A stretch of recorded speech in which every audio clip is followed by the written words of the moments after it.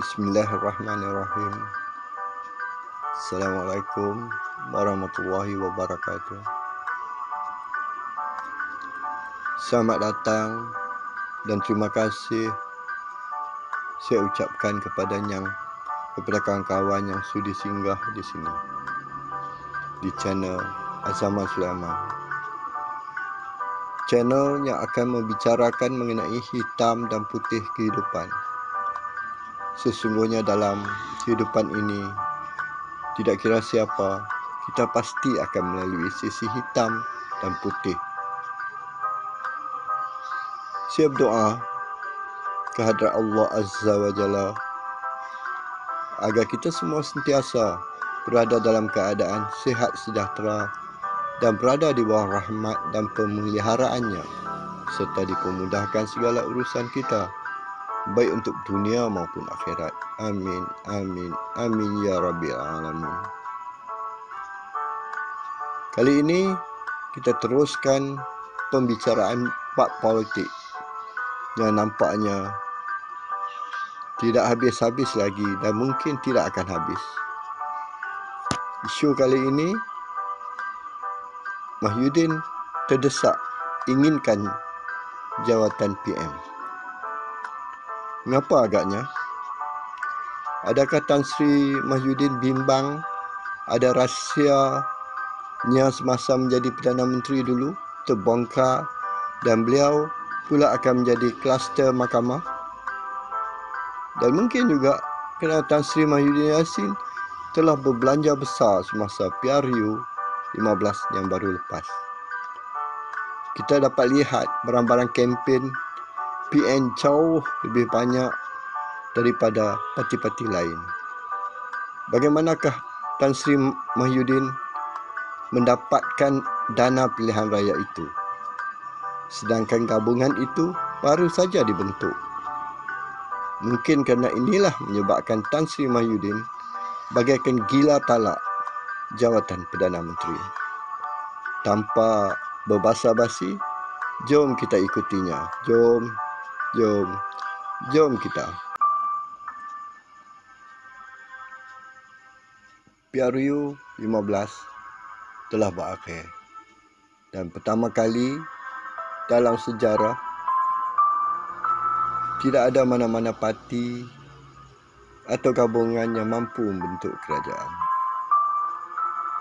Keputusannya PH mendapat 82, PN memperolehi 73 dan tambahan satu kerusi di Padang Serai yang diadakan lewat sedikit. Sementara UMNO BN pula berjaya memenangi 30 kerusi. GPS berjaya menang di 23 kerusi. GRS mendapat 6 kerusi. Warisan hanya memenangi 3 kerusi. Dan terdapat lagi beberapa kerusi yang dimenangi oleh Bebas dan parti-parti kecil lain. Berdasarkan keputusan ini, tidak ada mana-mana parti atau gabungan parti politik mampu menubuhkan kerajaan. Namun, kita dapat lihat bagaimana terdesaknya Tan Sri Mahyudin Yassin yang kelihatan inginkan jawatan Perdana Menteri. Kita dapat lihat Tan Sri Mahyudin Yassin pada malam pengiraan undi lagi. Penjumlahan masih terus berjalan dan pihak SPR masih belum membuat pengumuman resmi. Tiba-tiba Tan Sri Mahyudin Yassin membuat sidang media mengatakan PN telah berjaya memenangi pilihan raya dan akan membentuk kerajaan. Katanya lagi, pihak istana telah mengutuskan surat kepadanya dan para penyokong PN bersorak riuh rendah. Ini merupakan satu pembohongan yang cukup jelas. Mana mungkin istana mengutuskan surat sedangkan pihak SPR belum lagi habis membuat penjumlahan undi dan mengumumkannya.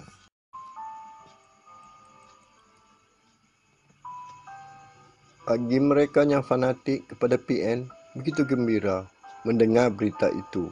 Tambah lagi di sebelahnya terdapat seorang yang bergelar Tok Guru, iaitu Tan Sri Datuk Sri Haji Hadi Awan. Pasti penyokong fanatik terutama daripada PAS begitu yakin dengan pengumuman itu. Bagi mereka yang rasional, beranggapan itu merupakan satu pembohongan yang cukup jelas. Mana mungkin pihak istana mengutuskan surat kepada beliau, sedangkan penjumlahan yang dilakukan oleh pihak SPR belum habis dan pihak SPR belum membuat pengumuman resmi. Cuba bayangkan, Tan Sri Mahyudin Yassin sanggup menipu dan menggunakan pihak istana. Hakikatnya, Tan Sri Mahyudin menipu semua orang yang melihat live pagi itu, termasuk penyokongnya sendiri.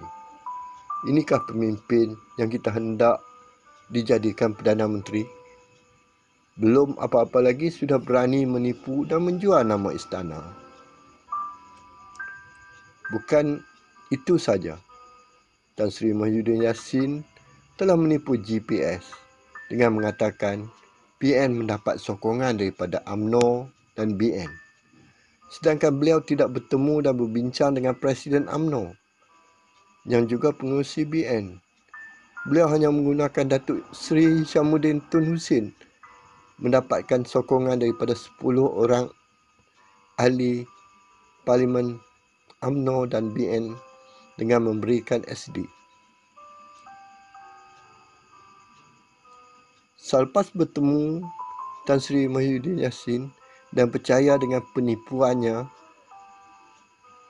maka Premier Sarawak yang juga pengurusi GPS Tan Sri Abang Johari Tun Openg mengadakan sidang media menyatakan sokongan terhadap gabungan PN dan UMNO BN untuk membentuk kerajaan persekutuan. Presiden UMNO yang juga pengurusi BN, Datuk Seri Ahmad Zahid Hamidi, memberi reaksi yang beliau tidak pernah ada sebarang perbincangan dengan Tan Sri Mahyudin Yassin. Mengetahui itu, Tan Sri Abang Johari Tun Openg yang mewakili GPS menyerahkan kepada Yang di-Pertuan Agong untuk memutuskannya dan beliau akan mengikut sahaja. Ini bermakna JPS telah menarik balik sokongan ke atas Tan Sri Mahyudin Yassin. Apabila Yang di-Pertuan Agong meminta nama Perdana Menteri dan bukti sokongan, maka Tan Sri Mahyudin Yassin yang memiliki lebih awal sebanyak 115 ahli parlimen telah menghantar kepada pihak istana. Tan Sri Mahyudin Yassin lupa akan akta lompat parti yang baru saja ditandatangani oleh Yang di-Pertuan Agong. Berdasarkan akta itu, SD ahli parlimen UMNO BN tidak terpakai. Ini bermakna Tan Sri Mahyudin Yassin hanya memiliki 105 ahli parlimen.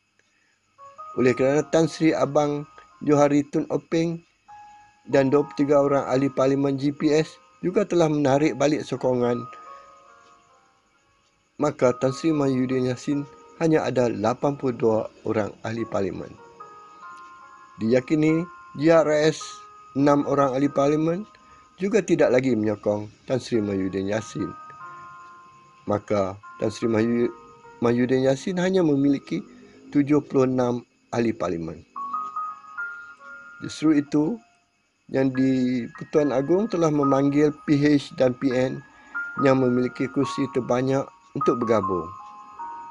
Namun Tan Sri Mahyudin Yassin telah menolak dan mendakwa dia mempunyai sokongan untuk dilantik sebagai Perdana Menteri. Lantaran itu, Yang di-Pertuan Agong telah memanggil UMNO, BN dan GPS, dan kedua-dua gabungan itu menjunjung titah Yang di-Pertuan Agong. Maka terbentuklah Kerajaan Perpaduan Yang di-Pertuan Agong, di mana kerajaan perpaduan ini memiliki 135 kerusi yang kemudiannya disertai oleh parti-parti lain. Namun sehingga kini, Tan Sri Mahyudin tidak dapat menerimanya dan terus mempertikaikan keputusan Yang di-Pertuan Agong. Tan Sri Mahyudin bagaikan orang gila talak dan terus meroyan. Soalannya, mengapa Tan Sri Mahyudin Yassin bagaikan terdesak ingin sangat jawatan Perdana Menteri? Mungkin ada sesuatu yang tidak kena semasa beliau berkuasa. Kita tunggu dan lihat. Alhamdulillah, begitulah pembicaraan saya kali ini, di mana kita dapat melihat begitu lojohnya dan nampak begitu terdesaknya Tan Sri Mahyudin Yassin untuk menjadi Perdana Menteri. Kita yakin mungkin ada sesuatu yang tidak kena semasa beliau menjadi PM sebelum ini. Mungkin beliau takut segala kecurangan yang dilakukan semasa menjadi PM akan terbongkar sekiranya orang lain yang menjadi PM.